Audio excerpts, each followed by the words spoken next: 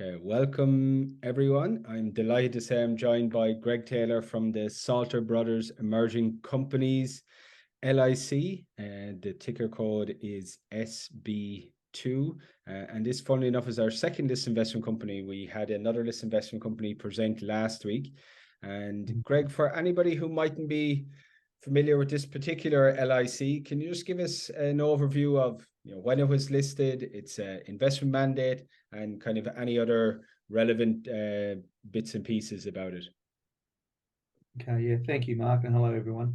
Yes, SB2 was listed just over 12 months ago. It's a dedicated microcap equity fund, so focuses on businesses with a market capitalisation under 500 million, and its mandate allows investments in unlisted assets of up to 20%. At the moment, the unlisted investments represent less than 5% of the portfolio and about 5% cash, and the remaining in, again, ASX listed microcaps with the market capitalisation under 500 million. Okay. Additional information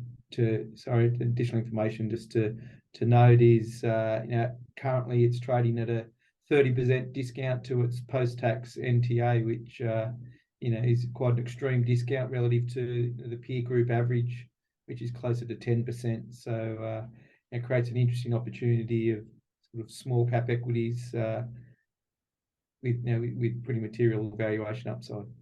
Okay. And I think I saw a few ASX announcements. There is currently a on-market buyback in place as well. Is that correct? Yeah, correct. We instigated a buyback to help close that discount because, again, with that, it creates over a 45% upside from the current price to the underlying NTA. So it's quite an efficient use of capital, and so that will be ongoing for up to 10% of the issued capital over the next couple of months. Okay, perfect.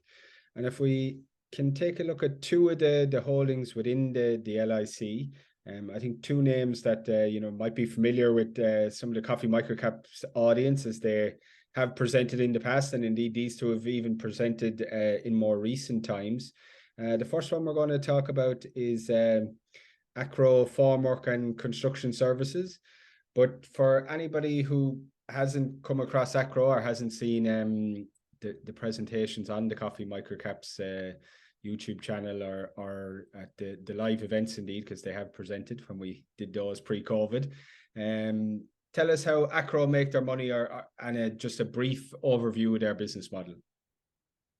Yeah, look, Acrow has been listed for 5 years now on the ASX and is a $130 million market cap business. But the core of the business is providing engineered solutions into the civil infrastructure market for formwork and specialist screens. So think about major projects like Melbourne Metro, Sydney Metro, the Snowy Hydro contract, a number of other major road and rail projects around the country. So they provide the engineered formwork solutions for that, and they hire out their formwork equipment to those major government clients and contractors in the delivery of that service. Pretty impressive growth over the last 5 years. The business has average compound annual growth rate of 23%, which we expect to continue for this year and ongoing.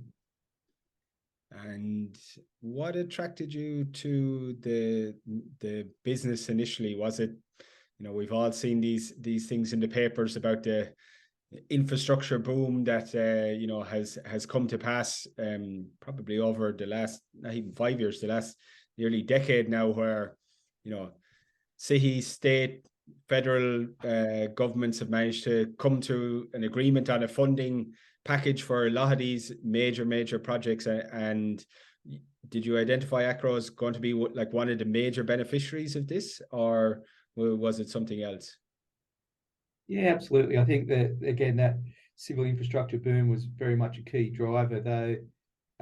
Interestingly, I was actually involved in the ASX listing of this business. So we helped structure and led the investment into this transaction 5 years ago.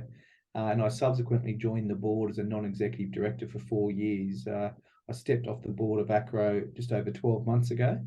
And so I was fortunate to get, I guess, a pretty close-up view of the business and the industry over that time. And my conviction then, around, a strong industry with genuine tailwinds, led by a strong management team in Steve Boland. But the other interesting part that I really liked was that it differentiates itself in a number of facets. One, it's a genuinely national business and provides the infrastructure to be able to provide solutions at a national level.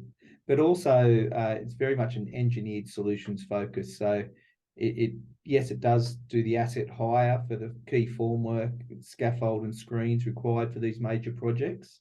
But the key part of the business where it's really focused over the last 5 years is on providing the engineered solutions. And what that does, it gives them a competitive advantage over that of their peers who just do the pure asset hire and don't have that early lead into the major projects, which some of these projects can be 5-year plus and quite lucrative if you can get in early and be involved in the design and construction of the formwork solution, in which Acrow does. So that's proved to be a competitive advantage, and I think it will continue to be over the coming years.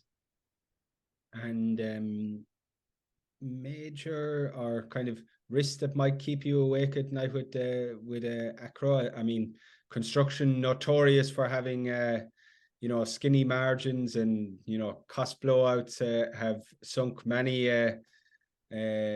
probably not direct competitors to Acrow, but many construction industry player. We can go back to Hasty Group, we can go to ProBuild more recently over in WA. Is that a major concern, or is it in the current kind of government financial fiscal environment that a lot of these projects are live but on a go slow and potentially go on hold, and there's a kind of a gap between when Acrow gets involved on its next project and when its current projects finish up? Yeah, look, I think that's one key element that's a little bit misunderstood with Acrow in the investment market, is around that contract risk. So firstly, you make a good point about a lot of their peers are on quite low margins, but Acrow enjoys sort of EBITDA margins in the mid 20% range. So they actually, again, and that's achievable because of the uniqueness of the products that they source and hire, but back to that key engineering component. So there is some actual margin, and more often than not, the ultimate counterparty is the government in these major infrastructure projects. And it really has transitioned into the civil infrastructure market. If you go back again 5 years ago, the vast majority, over 70% of the revenues, came from construction and scaffolding, which was quite a sort of commoditized, high contract risk market. And they've transitioned the business into that higher margin, government-driven major infrastructure projects. And once they start these projects, they typically are 3 to 5 years to completion. And the exciting thing for Acrow is they're in year 1 or 2 of these contracts. There's a good line of sight to continuation. So it's not really contract risk. There will always be that at the side, but ultimately what we've even seen in some projects is where one of the major contractors has been replaced by another, and because Acrow has been involved from the outset and with the engineered solution for that project, they're retained throughout. And another thing I saw firsthand as being a board member for a number of years is the amount of security and due diligence done on the credit quality of the key clients in which Acrow contracts, and they typically have security over the value of their contract. So that's allowed, even again, there's been a bit of volatility over that 5-year period. They've had no major losses, and gives me a little bit more confidence there. So look, I think you continue to watch elements, risks around. Again, you've got the union movement and what goes on in the broader construction industry. I think that's increasingly a watch point, just more broadly. Again, Acrow tend to try to stay away from those exposures, and a lot less and very deliberate with what exposures they take in position to any sort of risk around sort of union involvement and everything else. But ultimately, it's a people business, and so for me, the key risk is the people. They've now built up a team of coming on 30 plus, really high quality engineers that are well respected by their client base, and then back to the key executives in the business, starting with Steve Bowen and beyond, and the ability to attract and retain these quality of people, I think, is as important as anything in the business. And to date, they've done a good job with that. And that's what I guess is a key watch point for me, is their ability to continue to retain and attract that quality of staff, which they've done thus far. And things we should look out for with Acrow over the next kind of 6 to 12 months. I know the AGM will be coming up in November. We'll have next set of results will be next February. Are they waiting to hear back on a major tender for the next big infrastructure project? Or I know they've been really getting their balance sheet very robust. Debt levels are well down for what you'd normally see with construction businesses. Should we see? Are you expecting something in the capital management? A special dividend, or they have done a few acquisitions in the past to bring kind of more specialized services in, as you talked in that engineering services division. Is there a possibility of finding a niche player that they can bring into the Acrow fold to embed themselves more with their clients? Yeah, look, I think you've touched on a number of the key catalysts that will are on the horizon, starting with the AGM. And for those who followed Acrow last year, I think they upgraded their earnings 5 or 6 times over the course of FY22. And they are traditionally quite conservative with their initial guidance around earnings at the start of the year, especially obviously in the environment that we're in. And so I'd expect, with the benefit of the first 3 months of operations, that their AGM, which is still still a few weeks away, I think there's an opportunity that the company might be getting more comfortable with the outlook, and the how well the business finish the year, and that's hopefully continuing into this financial year. So I think there's a real opportunity for an upgrade of earnings as soon as the AGM.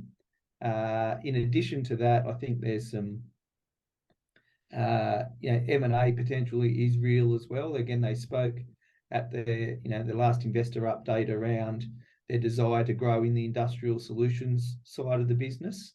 They did a great job of taking their engineered formwork and screens to a national level. They haven't probably quite achieved that as much on the industrial solutions part of the business as yet. And as there are a number of businesses with lower balance sheet strength than Acrow, I think some opportunities are likely to come up. So there is definitely the opportunity for some well-timed M&A. And again, I think for me, the key catalyst is likely to be that cash conversion in the business this year, and whether that becomes clear, probably becomes more clear as you get to the half year result, opposed to sort of quarterly updates or anything like that. But I think the cash conversion and the ability to pay down the debt, the debt will be likely below 1 times EBITDA in FY23, and what that enables is stronger cash generation. And look, based on our numbers and our expectations around FY23 dividends, it's probably trading on closer to a 7% fully franked dividend yield. When you overlay that with a 6 times PE multiple and 20% plus earnings growth, that's without any of those benefits I've just spoken about. So it's we're pretty optimistic about the outlook over the next 12 months for Acrow. Okay, great. We'll keep a keen eye then on the AGM when it rolls around in November. The second company is another one that might be familiar to some of the Coffee Microcaps audience, AI Media. They actually presented a few weeks ago. But for people who haven't maybe come across this company before, can you just give us a quick overview of the business model and how they make their money?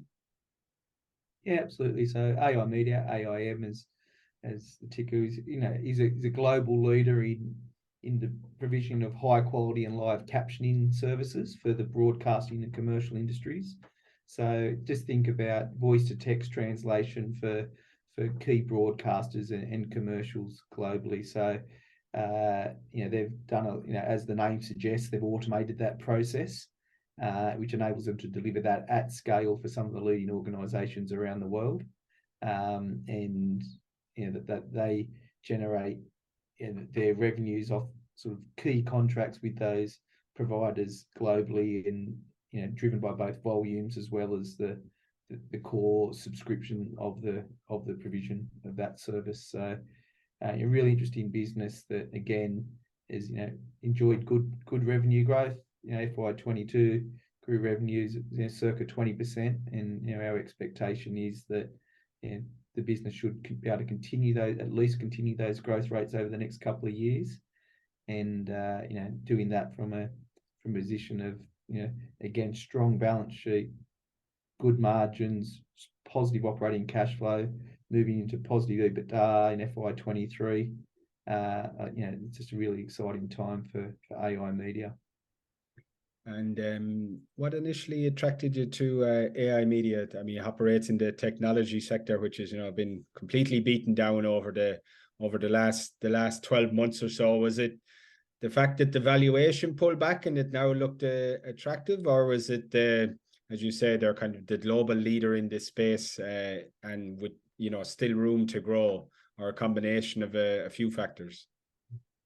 Yeah, it was a combination. Again, it's when you've been in these markets, and a bit like yourself, Mark. I'm not going to try to call you out to be too old, but following these companies for many years. Again, it's a company I met as a private company and did some due diligence on sort of 5 years ago. So been able to, but only built the position in the last 6 months. So been able to really understand the business and the industry. And for me, a key catalyst. Again, I've got a lot of time for.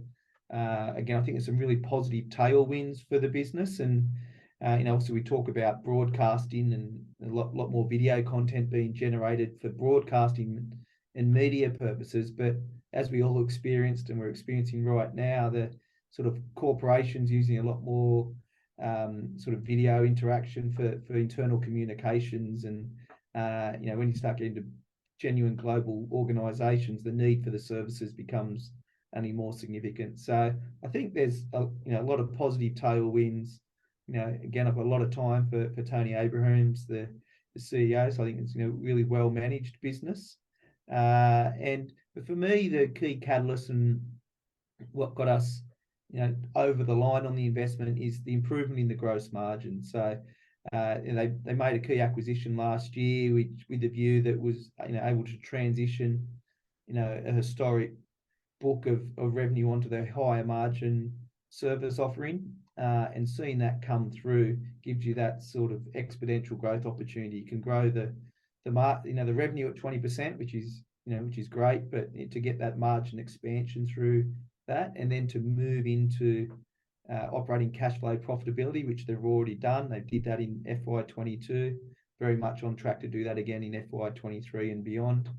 They were the key catalysts that sort of brought us over the line. And if you follow the so as you said, a lot of the tech companies have been sold off, and all for different reasons, and sometimes all for the same reason. But there's a little bit of uncertainty with one of the key customers of AI Media in Channel 7 last year. That there was some problems with with some sort of data integrity, not at AI Media's end, but just with that service provider. And that key contract, which was greater than 5% of revenues, was up for renewal.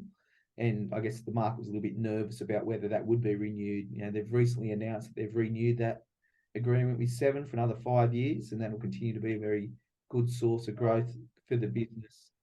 And they again also recently announced a very significant long-term contract with Google globally for their internal communication captioning. And again, that the validation to win a global customer like that of scale with the new product at that higher margin is a real positive catalyst in our mind. And during all those things have happened, and The share price hasn't moved, and for us creates a really interesting value proposition, with a 12 to 24 month outlook. And risks with the AI media, what kind of keeps you awake there at night? Is it, the integration with, and the kind of revenue flow through kind of not coming through maybe as quickly as you and the market might expect, or is it, I guess, with Seven and Google, not those contracts not delivering the margins that have kind of historically been enjoyed for whatever reason. When you're getting up into those bigger scale contracts, it's maybe underestimating the cost input that you might need on the other side. Yeah, look, I think it's probably as much that we're fortunate. AI Media's got quite a strong balance sheet, and again, we talk about it's got $15 million of cash and it's generating cash, so it's got some breathing room, but so it puts it in a strong position to sort of counter any risks as they present themselves. For me, it's as much I've got a lot of conviction in the market growth, as we spoke about. It's really what the competitors may do and other technology developments. And like any technology-enabled business, you've got to stay ahead of the curve or at the front of the curve in your capabilities. And the great thing is that AI Media recently spent considerable money on their tech stack and have a best-in-breed market solution for their services, which basically gives them a price advantage because it's more automated than any of the peers. It enables them to offer it at a lower price and still maintain and see improved margins. That's because a higher portion of it is AI driven or automated. I guess the risk is if the key competitors catch up, and then there becomes a bit of a price war.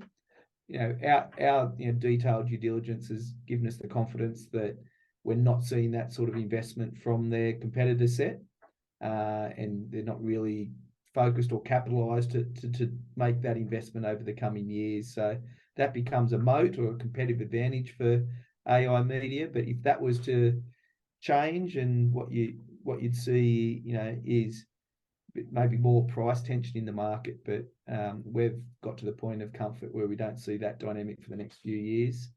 But it's definitely a watch point. Okay.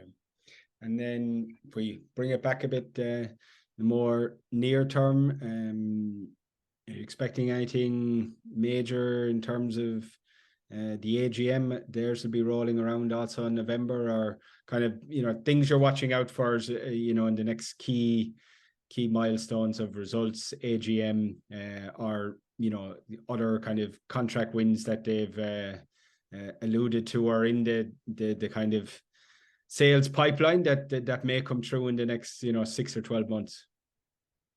Yeah, no, I think there's our understanding is there's definitely a strong pipeline, and there's some things even this calendar year that could drop from a major client win. Google was the first one. Seven we spoke about. Channel 7 was a renewal. Google was a new win. There's a number of other sort of opportunities in the pipeline as significant as Google, and there's so I think that could very much be a potential catalyst. The other one, again, if you come up to this upcoming AGM and quarterly reporting season, I think we were chatting earlier, Mark, just about the market seems to have sort of forgotten a few of these businesses that are actually, everyone's been treated the same, i.e. seems every technology enabled business just has been sold down dramatically. But AI Media is a classic example where they're going to prove they're printing cash each quarter. If they can show further evidence of that improvement in the gross margin we spoke about earlier, I think those two things, overlaid with some new contract wins and a very strong balance sheet, people are going to start questioning why this thing's, based on very modest growth aspirations for this year. This thing's on about a 0.7 times revenue multiple. And if you look forward at to FY24, it's on a sub 10 times PE multiple. So that's definitely not the right price for the quality of this business. And with no capital balance sheet risk or very limited risk, it just doesn't make sense to us. So we think as much as once the market settles a little bit and starts distilling these businesses that are generating cash, have strong balance sheets, and are on their way to becoming quite profitable, we think there's pretty exciting upside for AI media also. Greg, thanks very much for joining us. We'll leave it there. And as this investment company, the NTAs come out every single month. So I'm sure you also do a bit of commentary on a couple of the key stocks in the portfolio, so people can check out the NTAs as they come out every month. The ticker code, just as a reminder, is SB2, so Sierra Bravo 2 is the ticker code. And thanks once again to Gregg Taylor for joining me. Yeah, thank you, Mark, and thank you all for listening.